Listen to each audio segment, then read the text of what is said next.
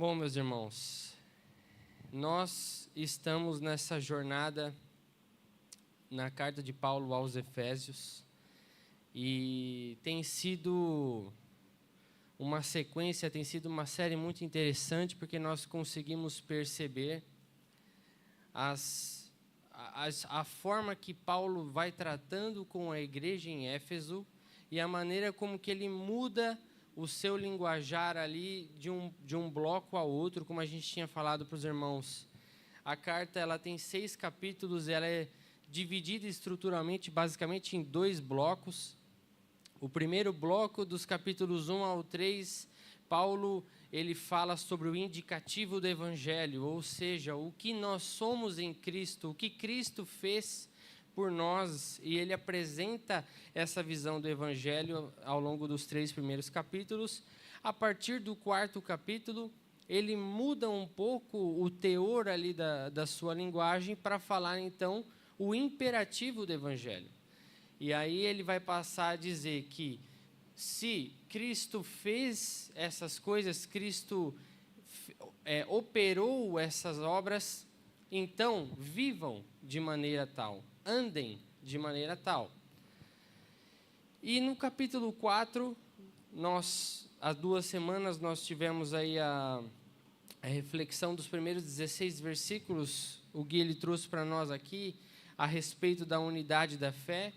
E a partir do versículo 17 até o final do capítulo, ele vai falar sobre um tema que a gente escuta, e já escutou muito, aprendeu muito ao longo da vida, mas por muitas vezes nós podemos ter abstraído isso de uma maneira um pouco equivocada, que é acerca da santificação. O que nós já aprendemos ao longo da nossa vida sobre esse assunto? O que você já ouviu e o que você aprendeu quando se fala de santificação na igreja? Sobrando bastante, reverberando. Acho que se puder diminuir um pouco, vai melhorar um pouco. Assim. Aí, então, o que acontece? Você provavelmente já deve ter ouvido algum sermão ou alguma palestra ou algum discurso que viesse numa tônica para falar da santificação como seja melhor. Faça melhor. Esforça-te em ser bom. A santificação e o evangelho sendo apresentado como um conjunto de regras a serem seguidas e a santificação utilizada como uma nomenclatura para o crente que tenta continuamente ser alguém melhor. Então você imagina que nós temos o Evangelho, que ele é uma caixinha apresentada como coisas que eu preciso fazer e coisas que eu preciso seguir. E a santificação, ela muitas vezes ela é ensinada como justamente o processo em que eu, como indivíduo, me esforço para conseguir fazer as coisas que o Evangelho diz que eu tenho que fazer. Só que o que Paulo ele vai nos ensinar acerca da santificação é algo muito diferente disso e ainda muito mais escandaloso.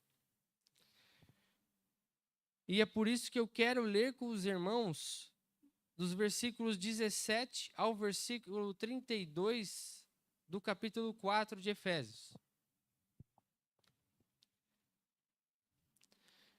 Que diz assim: Isto, portanto, digo e no Senhor testifico, não vivam mais como os gentios, que vivem na vaidade dos seus próprios pensamentos, tendo seu entendimento obscurecido, separados da vida que Deus concede por causa da ignorância em que vivem, pela dureza do seu coração. Tendo se tornado insensíveis, eles se entregaram à libertinagem para, de forma desenfreada, cometer todo tipo de impureza. Mas não foi assim que vocês aprenderam de Cristo. Se é que de fato ouviram falar dele, nele foram instruídos, segundo é a verdade em Jesus. Quanto à maneira antiga de viver, vocês foram instruídos a deixar de lado a velha natureza, que se corrompe segundo desejos enganosos, a se deixar renovar no espírito do entendimento de vocês e a se revestir da nova natureza, criada segundo Deus, em justiça e retidão procedentes da verdade. Por isso, deixando a mentira, que cada um fale a verdade com o seu próximo, porque somos membros do mesmo corpo. Fiquem irados e não pequem. Não deixem que o sol se ponha sobre a ira de vocês, nem deem lugar ao diabo. Aquele que roubava, não roube mais. Pelo contrário, trabalhe, fazendo com as próprias mãos o que é bom, para que tenha o que repartir com o necessitado. Não saia da boca de vocês nenhuma palavra suja, mas unicamente a que for boa para a edificação, conforme a necessidade, e assim transmita graça aos que ouvem. E não entristeçam o Espírito Santo de Deus, no qual vocês foram selados para o dia da redenção. Que não haja no meio de vocês qualquer amargura, indignação, ira, gritaria e blasfêmia, bem como qualquer maldade.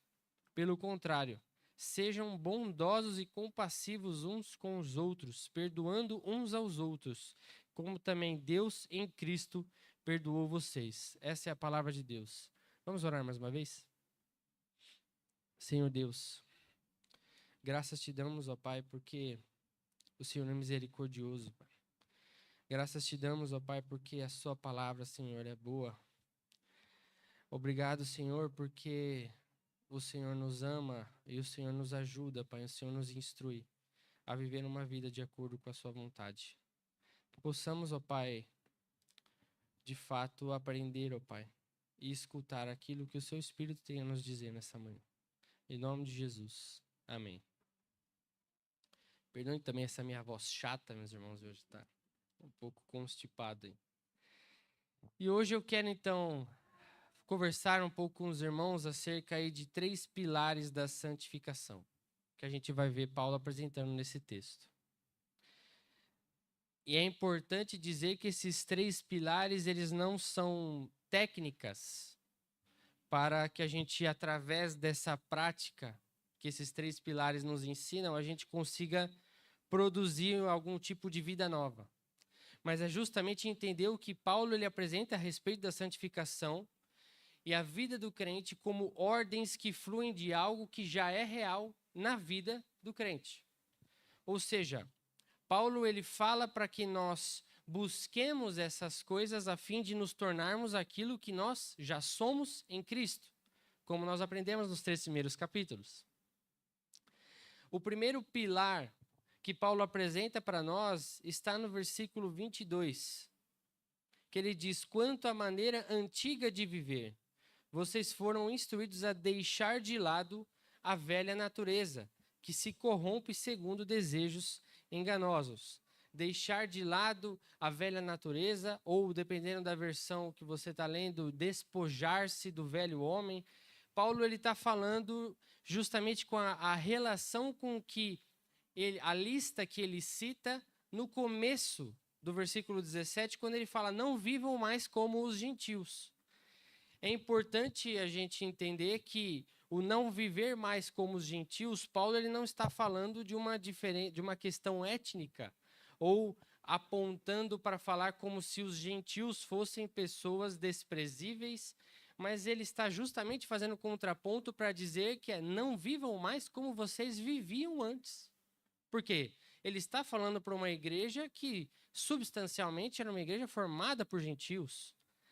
E nós falamos já sobre isso. Gentios, eles eram o quê, basicamente? Pessoas que não eram não judeus. Portanto, Paulo ele fala: não vivam mais como os gentios. Não vivam mais como vocês viviam antes. E ele trata isso como deixar a velha natureza, despojar-se do velho homem. E ele começa fazendo uma lista sobre como funciona a mente, como que funciona o entendimento dessas pessoas na velha natureza. Ele fala que vivem na vaidade dos seus próprios pensamentos. Vaidade, a futilidade dos seus próprios pensamentos.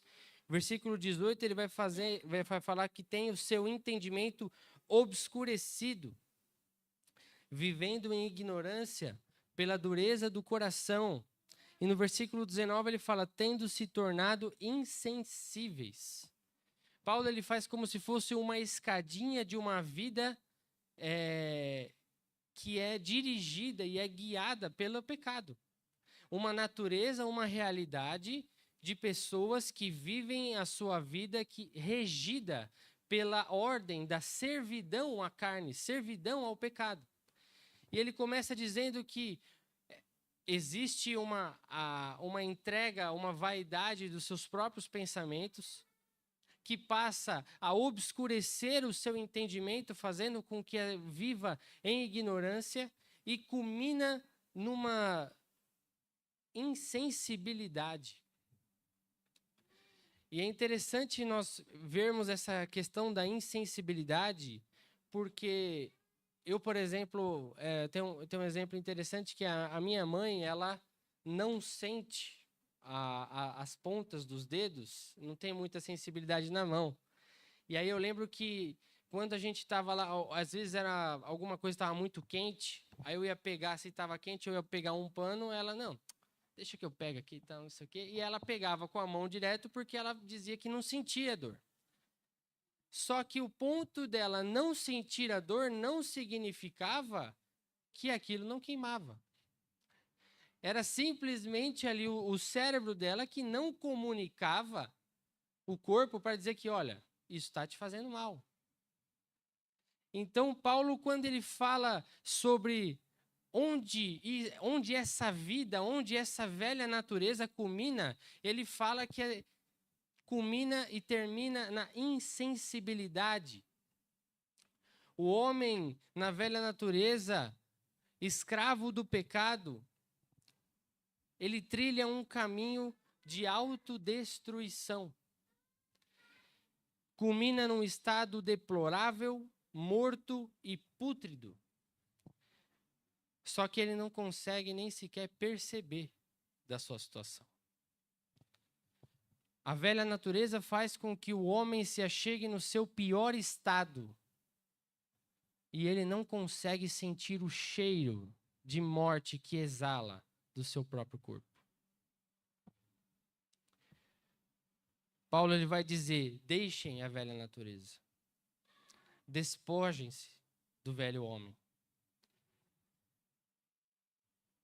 Por que ele vai dizer isso? No versículo 20 ele vai falar o seguinte, se antes vocês viviam assim, se essa maneira de viver é algo ruim, deixem isso de lado.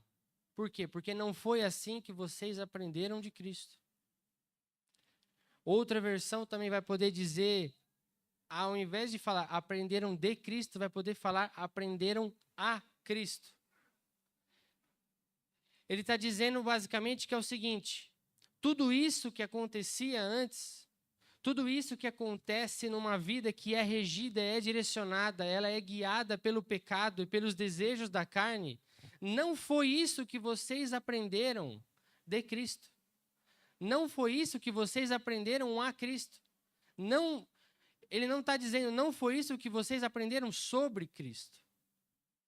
Paulo ele não está dizendo que o contraponto de uma velha natureza que busca os seus próprios prazeres e trilha um caminho de autodestruição, ela é resolvida na medida em que eu tenho um conhecimento ou simplesmente abstraio um conhecimento cognitivo acerca de uma lista de regras que Cristo pode ter me deixado. Paulo, quando ele vai dizer o contraponto de uma velha natureza, ele vai falar que não foi isso que vocês aprenderam de Cristo. O exemplo vivo do novo homem. Não foi isso que vocês receberam de Cristo. A saída para essa vida completamente depravada que o pecado nos leva não é um conhecimento meramente teórico, mas um conhecimento que aprende uma pessoa. Só que, meus irmãos, nós não podemos também nos enganar para achar que o Evangelho... Ok, o Evangelho, então, não se trata de uma placa que eu preciso ver todos os dias na porta do meu quarto dizendo, seja melhor. Mas também a gente não pode se enganar de que a palavra de Deus não diz para nós que nós temos sim responsabilidade naquilo que nós fazemos e um chamado sim para a nossa ação mediante a tudo isso. Tanto é que no versículo 25, ele começa a listar algumas coisas e ele começa dizendo, no versículo 25, parem de mentir. Versículo 26, não pequem ao irar-se. Versículo 28, se roubava, não roube mais. 29, não fale palavras sujas. E no 31, não haja qualquer maldade entre vocês. Então, Paulo, ele apresenta, sim, uma lista de coisas para dizer o seguinte: parem de fazer essas coisas, parem de se comportar desse jeito que reflete uma natureza que não é mais a natureza que vocês vivem. Só que como que nós podemos olhar para isso, como que nós podemos entender isso sem parecer que Paulo está exigindo de nós um certo moralismo religioso para que a gente siga, sim, um conjunto de regras? No versículo 24, ele vai para o segundo pilar da santificação. Se no primeiro nós entendemos que nós precisamos nos despir de uma velha natureza, o segundo pilar que Paulo nos mostra é justamente nos revestir de uma nova.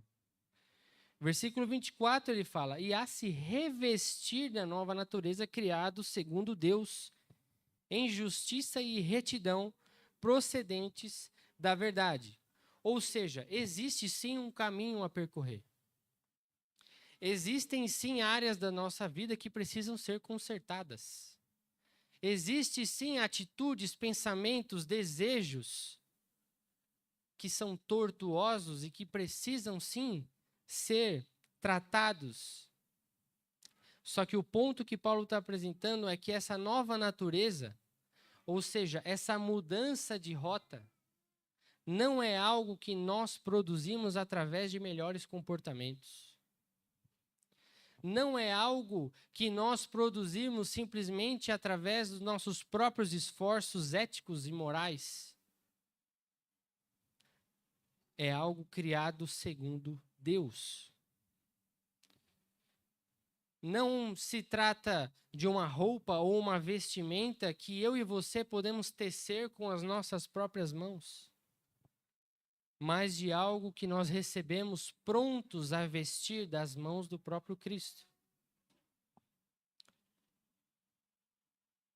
E Paulo ele vai então apresentar quais são as evidências dessa nova natureza. Se antes nós vimos a lista de Paulo falando as proibições, ou seja, parem de fazer tais coisas, ele não simplesmente diz não faça, mas ele dá o contraponto. Se ele diz antes parem de mentir, ele também diz fale a verdade com o seu próximo. Se ele diz não pequem ao se irar, ele também diz não deixe que o sol se ponha sobre a sua ira. Se ele diz para não roubar, ele também diz ao que roubava, trabalhe e faça com as próprias mãos o que é bom.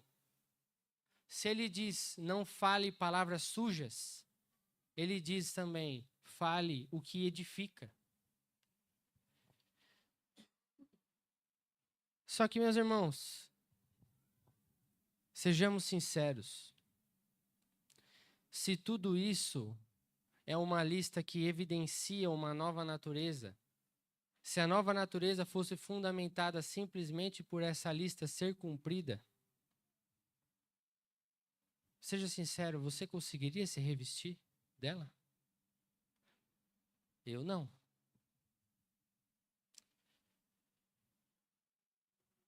Existe uma ilustração de Martin Lloyd Jones que ele fala a respeito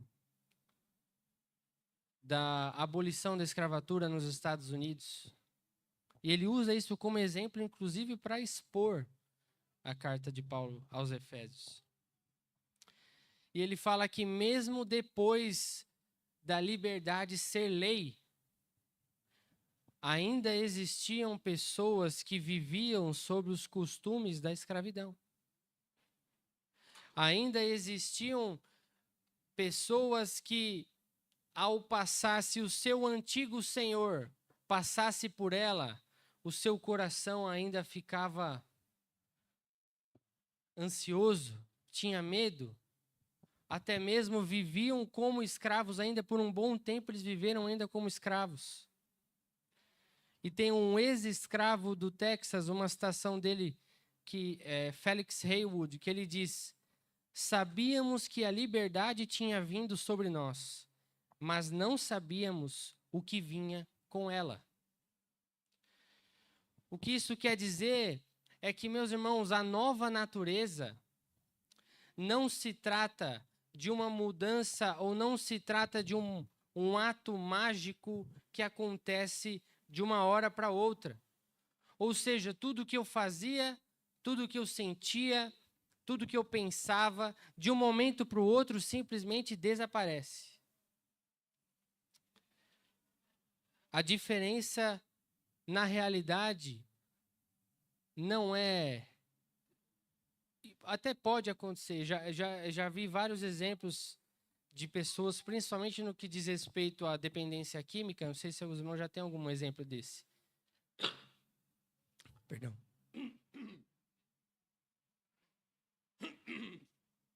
Agora pegou forte aqui.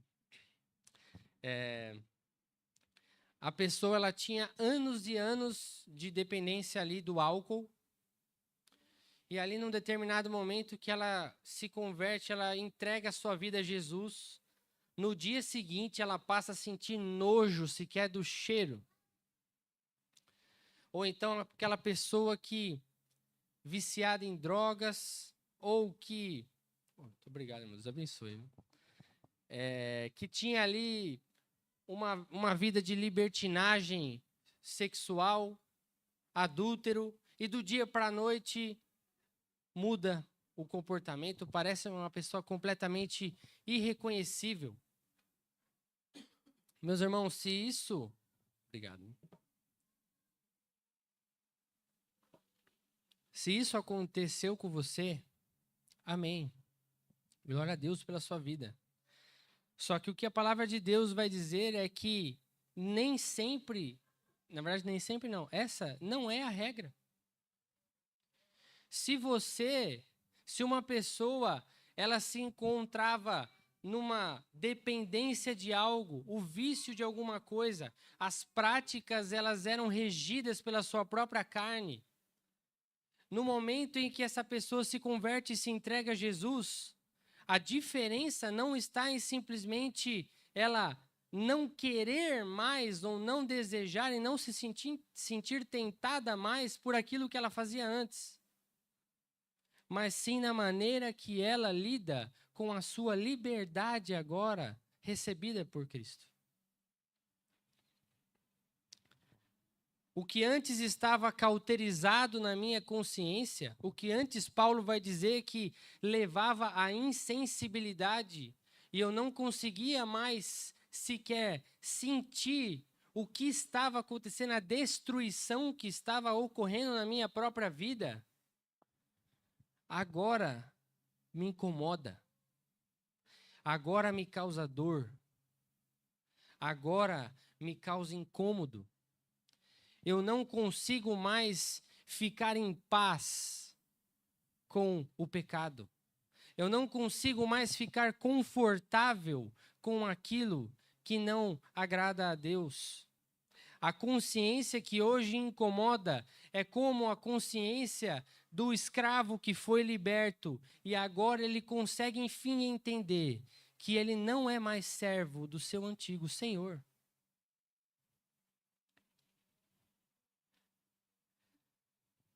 Só que tudo isso parece ser muito bonito. Eu deixo a velha natureza, eu me visto da nova natureza em Cristo. Mas como não fazer isso, ou como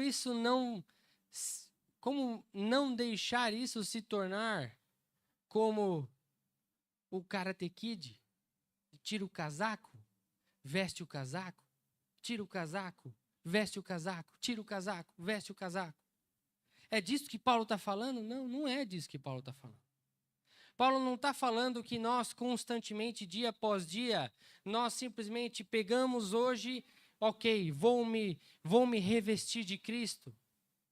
Aí chega no meio do dia e eu simplesmente tiro aquela vestimenta e falo, eu vou deixar aqui agora porque eu quero fazer algo que Cristo não vai gostar que eu faça. E aí depois que eu faço e depois que eu termino, ou então no outro dia eu pego, agora eu vou vestir de novo, vou me revestir de Cristo novamente. Não é isso que Paulo está falando. Paulo está dizendo que a liberdade que nós recebemos de Cristo é algo que se acontece uma vez. Nós éramos escravos do pecado e através da obra de Cristo na cruz, nós somos libertos da escravidão do pecado. Não existe um tira casaco, coloca casaco. Tira casaco, coloca casaco. Mas então, como que é a prática de uma vida que reflete uma nova natureza, ainda que no dia a dia eu sinta ainda influências do pecado? Ainda que no dia a dia eu sinta desejos, ainda que eu seja tentado, ainda que a minha luta seja constante. Paulo vai falar do terceiro pilar da santificação. No versículo 23, ele diz: a se deixar renovar no espírito do entendimento de vocês. Se deixar de lado a velha natureza e se revestir da nova, são responsabilidades nossas? Como que nós, então, conseguiríamos transformar isso numa prática diária?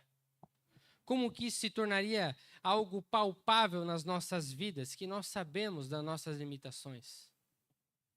Como fazer disso ser muito mais do que um discurso religioso para dizer ou pregar uma moral que você deve seguir porque sim? Paulo ele vai dizer que existe uma renovação, uma ação contínua, uma ação diária, que ela é produzida do alto. Ele vai dizer que nós não somos capazes de nos renovarmos a nós mesmos. Nós precisamos nos deixar renovar.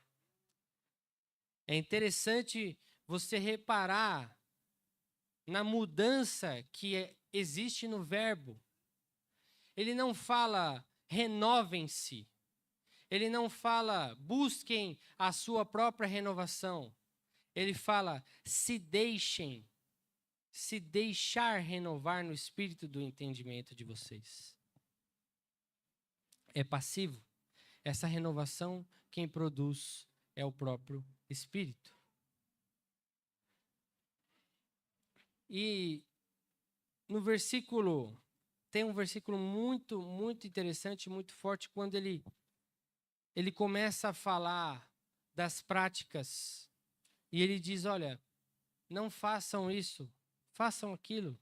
Não ajam assim, ajam daquele jeito. No versículo 30 ele vai dizer, e não entristeçam o Espírito Santo de Deus, no qual vocês foram selados para o dia da redenção. É o Espírito Santo de Deus que produz em nós a renovação diária, que nos faz entender um pouco mais, aprender um pouco mais a viver essa nova natureza dia após dia. Só que Paulo ele também diz que o nosso pecado, Paulo ele diz que essa nossa mania, essa nossa dificuldade em querer voltar à velha natureza, nos comportarmos como o velho homem, Paulo vai dizer que isso entristece o Espírito Santo.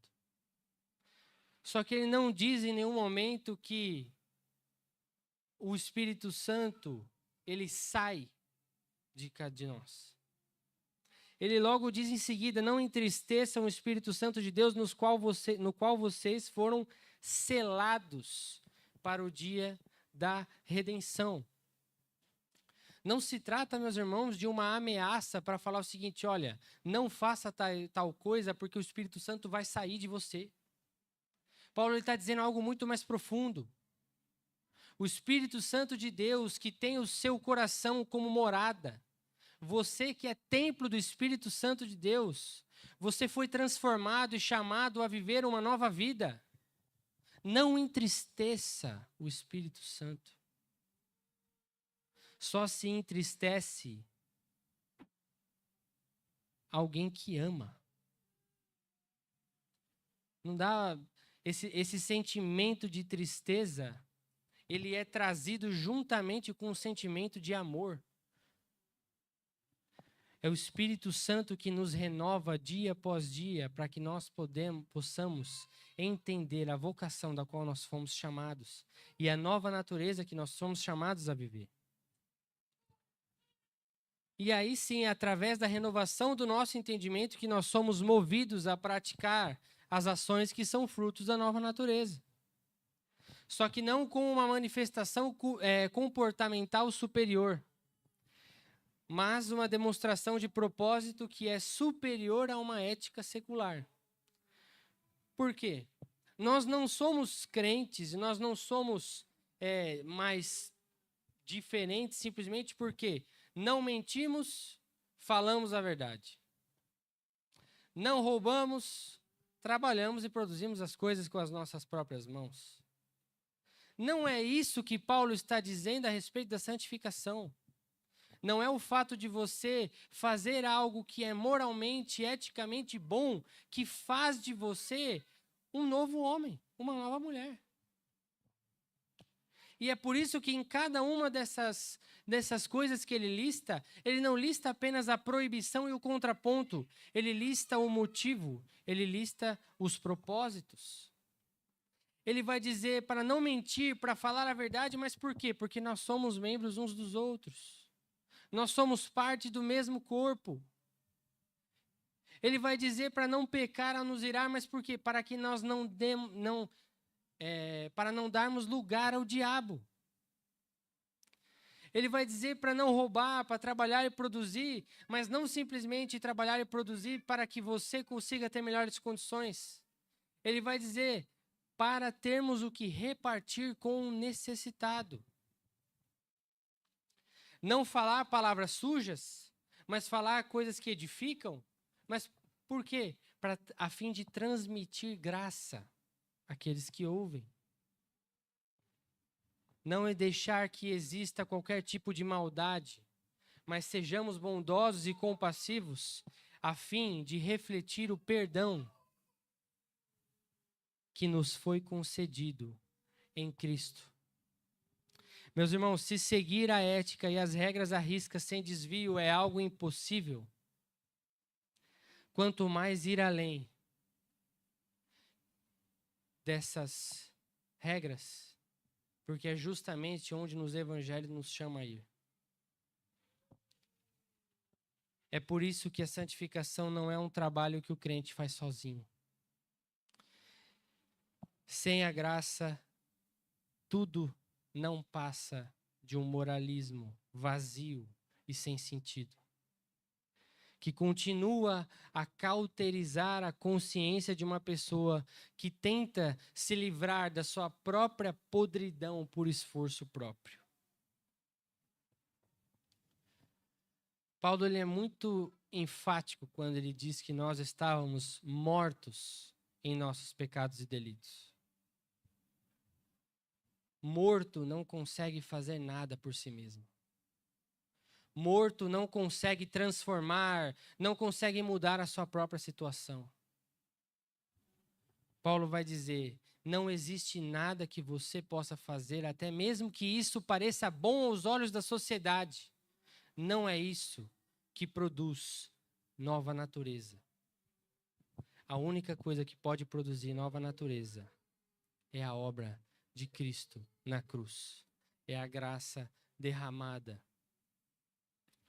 Portanto, meus irmãos, que passemos a olhar para a santificação como um processo que nós sim vivemos diariamente. Só que, irmãos, um processo que ele é direcionado, ele é guiado, ele é regido pelo próprio Espírito Santo de Deus. Tome cuidado, a gente precisa tomar cuidado para não cair nesses erros.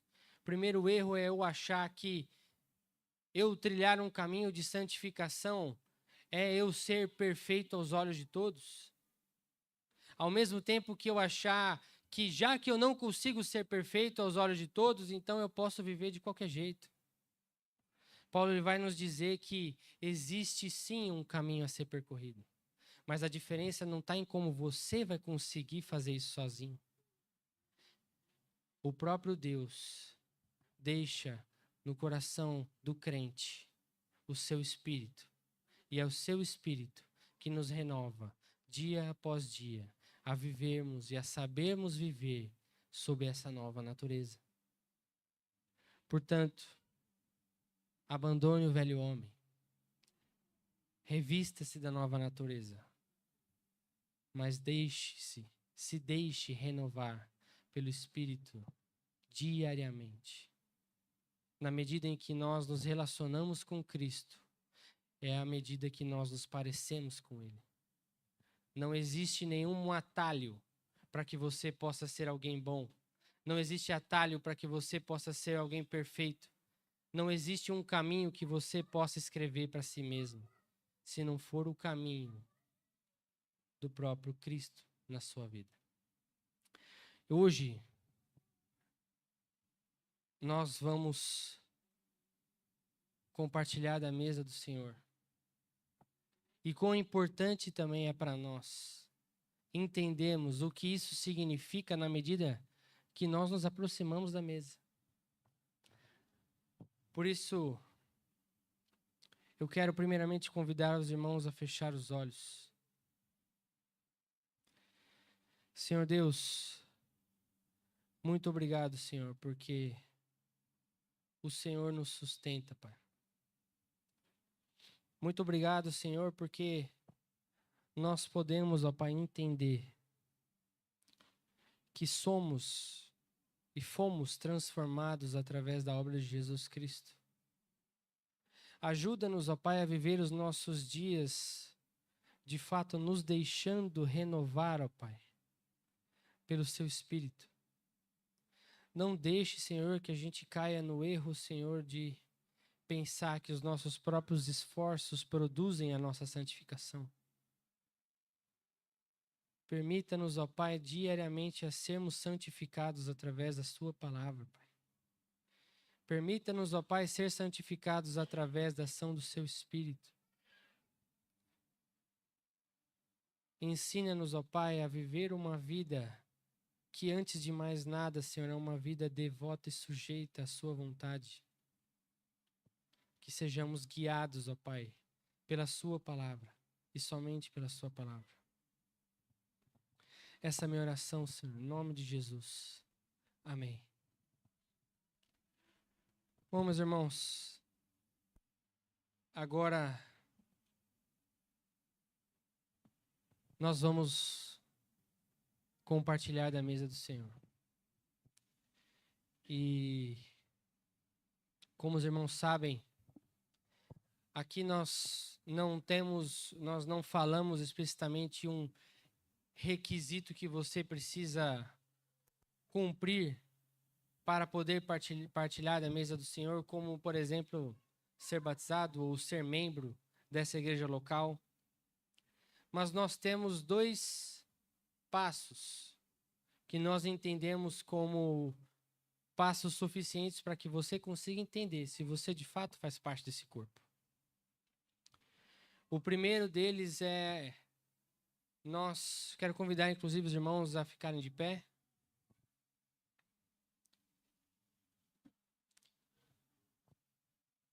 Nós vamos ter o credo apostólico projetado.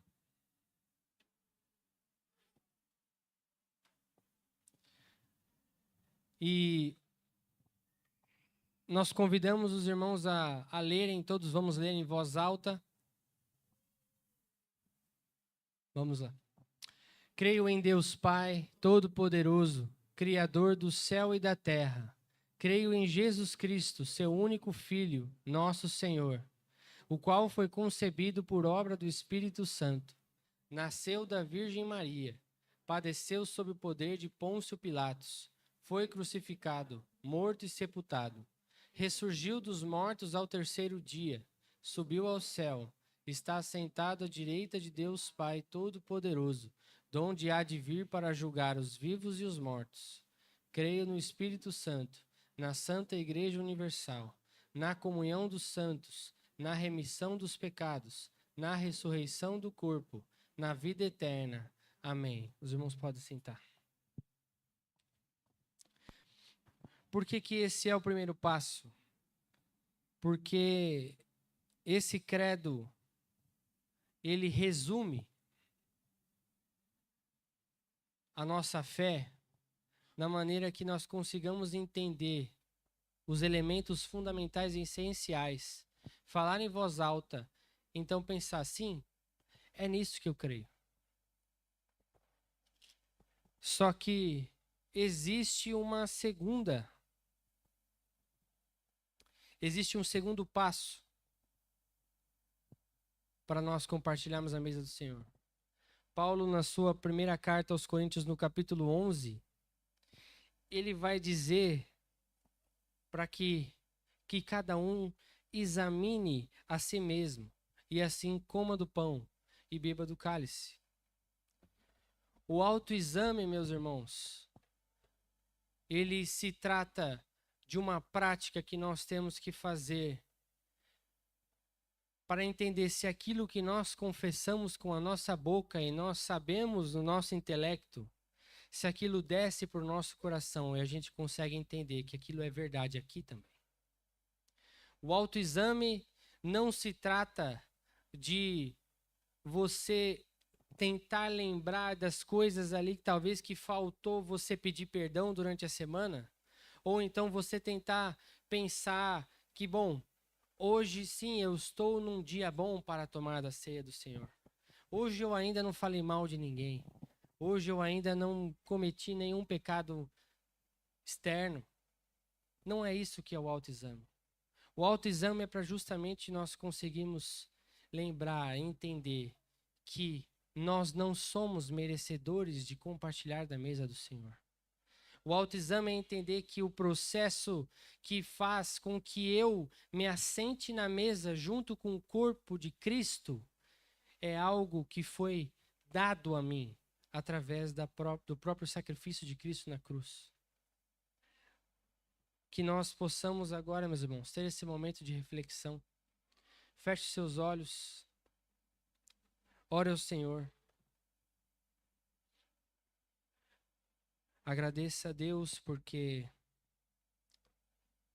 se hoje você vive uma nova natureza, não é porque você foi bom o suficiente para conquistá-la.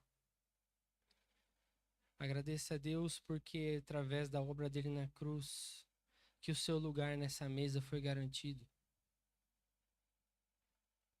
Entenda que aquilo que você confessou com a sua boca precisa ser verdade no seu coração. Senhor Deus,